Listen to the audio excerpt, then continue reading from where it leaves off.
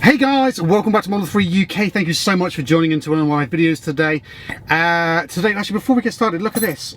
I wanted to put my my Ray-Bans on, but look at the spokes here. They've all just corroded and cracked and fallen to pieces, and I don't know what's caused this. It's happened on both of them. So if anyone knows where I can get some of these bits from, I found them on eBay, but they're like coming from Italy, which I'm not overly keen on getting at this moment in time with the coronavirus, because it's like Rome, and they're like 20 euros just for these little rubber bits, and then it's almost as much in post and packaging. So if anyone knows where I can get some of these from for Ray-Bans, and yes, they are genuine Ray-Bans because I bought them from a Ray-Ban shop.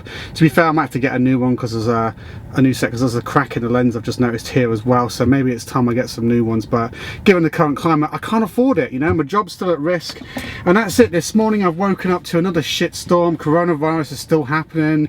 The whole George Floyd thing is exploding in the States, and my phone's vibrating because I didn't put it on silent and going off, and yeah, like my job's still at risk. And yeah, basically I also saw some footage this morning of this white Tesla Model 3 in Taiwan slamming into an overturned lorry on the motorway with no apparent sign of braking initially.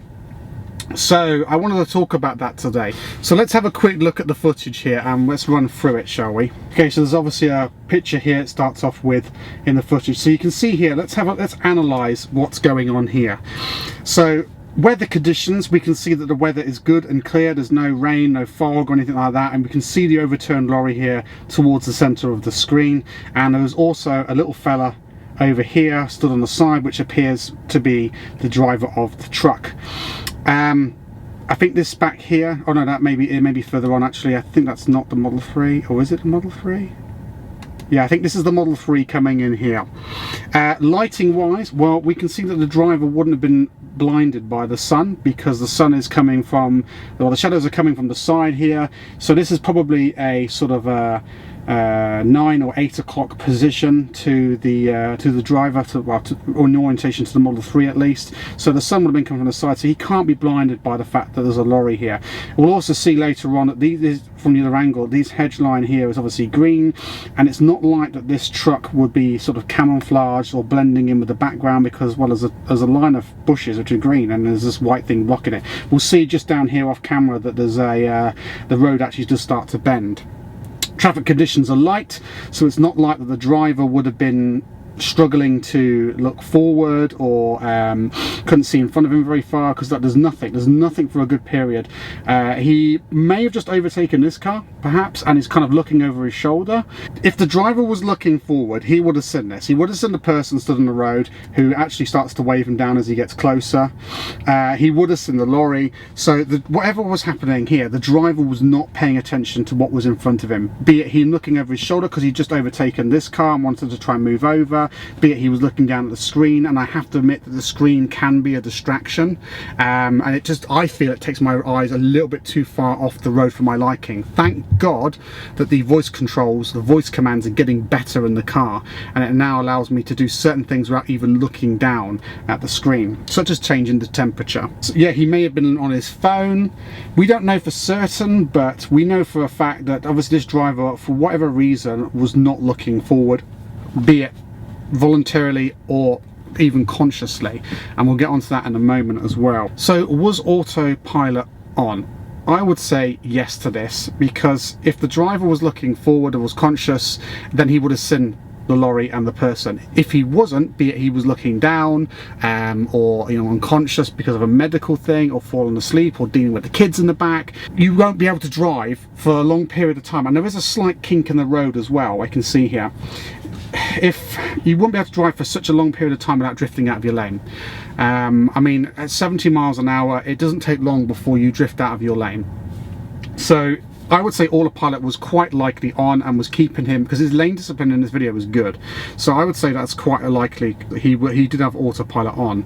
And I would also rule out that there was any optical illusion involved regarding the lorry turned over from a human perspective.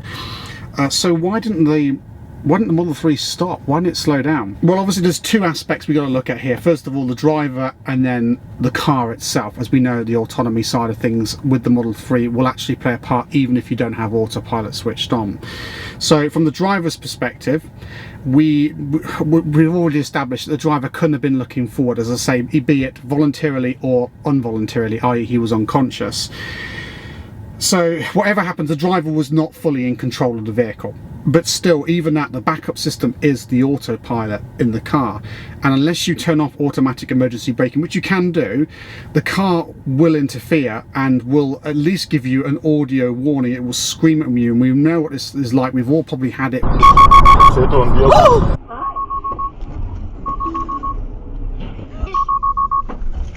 that's the question, and I think Chris Wallace... That just saved my... And the autopilot system works from two main aspects. You've got the visual side of things, where it uses the three main forward-facing cameras to see what's ahead of it, and you've got the radar side of things as well, which is where it uses like the ultrasonic sensors, but they're only good for about 5 meters, and then the forward-facing radar is good for further distances. So that would have picked up sort of stationary objects and so forth and so forth. So let's look at the visual side of things first of all. The autopilot system works by identifying things that it recognises. So it recognises lane lines, it recognises cars, bicycles, pedestrians, you know, trucks, lorries, wheelie bins, cones. We know this.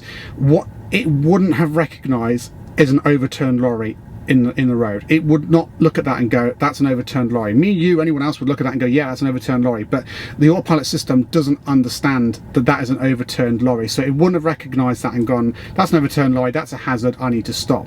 But its second side of things is it has a radar on board, so the radar should have been able to have picked up there was an obstacle in the road and hit the emergency brakes. We know that, or my understanding is, the autopilot emergency braking system will only knock off about 30 miles an hour. It doesn't bring the car to a complete stop, unless of course it is actually in full autopilot and it sees the car in front slowing down, and our car will slow down with it. But if it decides to do an emergency automatic brake, it'll knock off, I think it's 30 miles an hour, so it won't bring the car to a full stop, but it will scream at you as well as it does that and bring your attention. So if he was looking at the back, you know, messing with the kids, looking down, playing with his phone, that would have brought his eyes straight back up to the road. That scream is very distinctive, and it frightens the hell out of you when it does it. So I would say that the driver was probably either unconscious, yeah, I would say that the driver was maybe unconscious in this video, or asleep at the wheel, because the car would have made a noise and would have brought his attention straight back up. The only thing I can think of as well, by looking at the footage, is that we also know that the car will attempt to stop if it detects something in front of it, but you can overrule this using the accelerator pedal. So we've all had a bit of phantom braking, the car suddenly stamped on the brakes, and you think, no, there's nothing wrong, don't hit the brakes because the car in the back, you know, behind us is going to go into the back of me.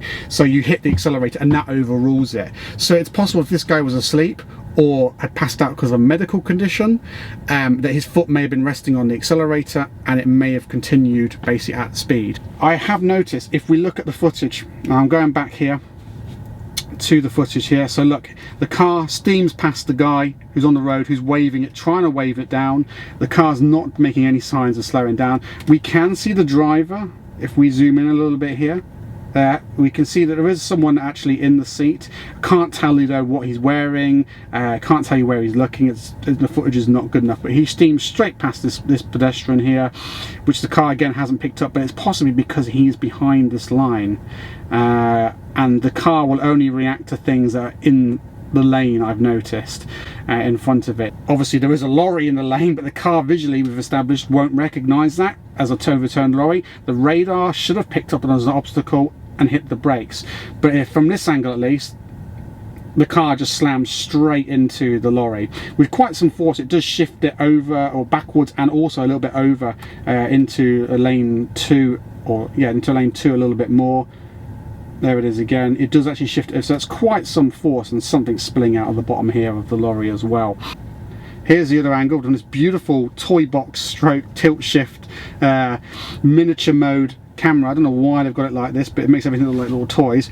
I wanted to see if the Model 3 brakes, from this angle we should be able to see that. Now it's a bit difficult because the car is overexposed on this side, but if we watch this carefully, frame by frame, it does actually look like the brake lights come on.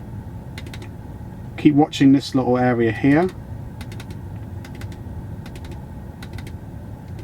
There. See that it looks like a glow or something slightly red, something changes here, and it looks like that the lights have come on, but obviously it's far too late because less than a second later it hits the vehicle. Oh, my Mac's too hot because it's so hot in here.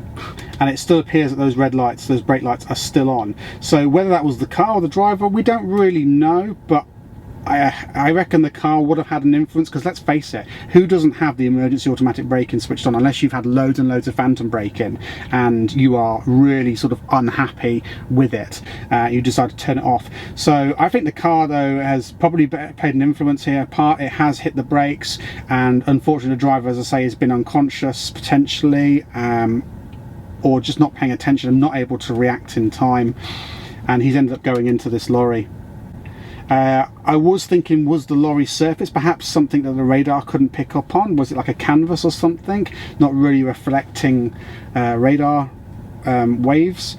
But if we look at the end as a photograph from it looks like a dash cam of a lorry.